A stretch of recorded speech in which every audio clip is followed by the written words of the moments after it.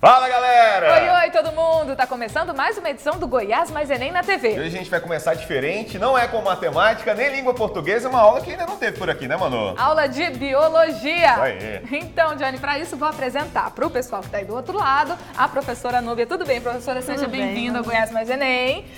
Qual que é o assunto da aula de hoje? Então, Manu, hoje nós vamos falar sobre citologia. Bom, antes de mais nada, vamos explicar o que é citologia. Então, Manu, a citologia, ela deriva do grego, que significa célula, e logos, que significa estudo. Então, posso dizer que esta área abrange o estudo da estrutura e metabolismo das células. Bom, e por que citologia é de fato importante, sobretudo para a prova do Enem, professora? Então, porque sabendo sobre a estrutura e a função da célula, ou seja, sobre a sua morfologia e fisiologia, podemos compreender seus mecanismos de funcionamento. E isso é de fundamental importância para a produção, por exemplo, de medicamentos que proporcionem um melhor tratamento e a cura de diversas doenças, além do desenvolvimento de novas tecnologias aliadas à engenharia genética, como a transgenia e terapias gênicas. Bom, isso tudo representa bastante avanço. Até aí, ok. Mas, professora, quando tudo isso começou? Boa pergunta, Manu. Porque não é de hoje que estamos acumulando conhecimentos nessa área. Mas lembrando que a citologia só pode se desenvolver a partir da criação do microscópio. Um dos primeiros cientistas a observar o material biológico por meio de um microscópio, bem mais simples do que os que temos hoje em dia, foi Robert Hooke.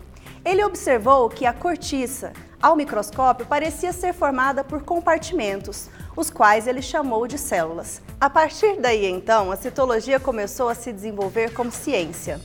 E com a contribuição de outros cientistas, como os alemães Matthias Jakob Schleiden e Theodor Schwann, foi formulada a teoria celular, que traz os seguintes postulados. Manu, você poderia lê-los para a gente? Vamos lá, professora. As atividades essenciais que caracterizam a vida ocorrem no interior das células. Novas células se formam pela divisão de células pré-existentes através da divisão celular. A célula é a menor unidade da vida. Todos os seres vivos são constituídos por células. Todos, sem exceção, professora? Então, sem exceção. Mas, na verdade, alguns autores ainda trazem os vírus como figuras polêmicas dentro deste contexto. Bom, então vamos entender por que eles fazem isso. Os vírus são acelulares, ou seja, não são formados por células. O que eles têm são estruturas proteicas, que armazenam material genético. E como eles dependem dos mecanismos metabólicos de uma célula para se multiplicarem, são chamados de parasitas intracelulares. Na imagem, podemos ver bacteriófagos injetando suas moléculas de DNA no interior de uma célula bacteriana. Até aí entendido, professora. Mas quantas células são necessárias para formar um ser vivo? Aí depende de que ser vivo você está falando. Os unicelulares são formados por uma única célula, como exemplo as leveduras e bactérias. Os que possuem mais células são os pluricelulares, certo? Certo, Manu. Como por exemplo os fungos filamentosos, as plantas e os animais. Também podemos classificar os seres vivos de acordo com o tipo de célula. Eles podem ser procariontes, como no caso das bactérias, ou arqueias, e eucariontes, como nos demais seres vivos. A diferença é que as procariontes não apresentam um núcleo individualizado, ou seja, não possuem carioteca, que é uma membrana dupla que envolve e delimita a região do núcleo celular. Já as eucariontes apresentam a carioteca. Bom, por falar nestas diferenças, está na hora de mostrar como esse assunto é abordado no Enem. Para isso, a professora trouxe uma questão para a gente.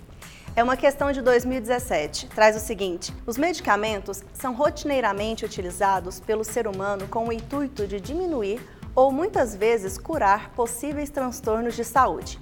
Os antibióticos são grupos de fármacos inseridos no tratamento de doenças causadas por bactérias.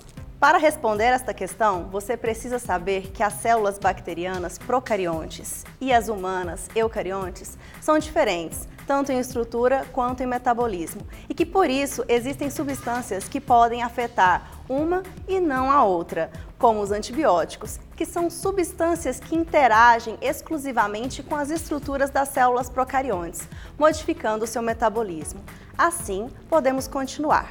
Na terapêutica das doenças mencionadas, alguns desses fármacos atuam, letra A, ativando o sistema imunológico do hospedeiro, letra B, interferindo na cascata bioquímica da inflamação, letra C, removendo as toxinas sintetizadas pelas bactérias.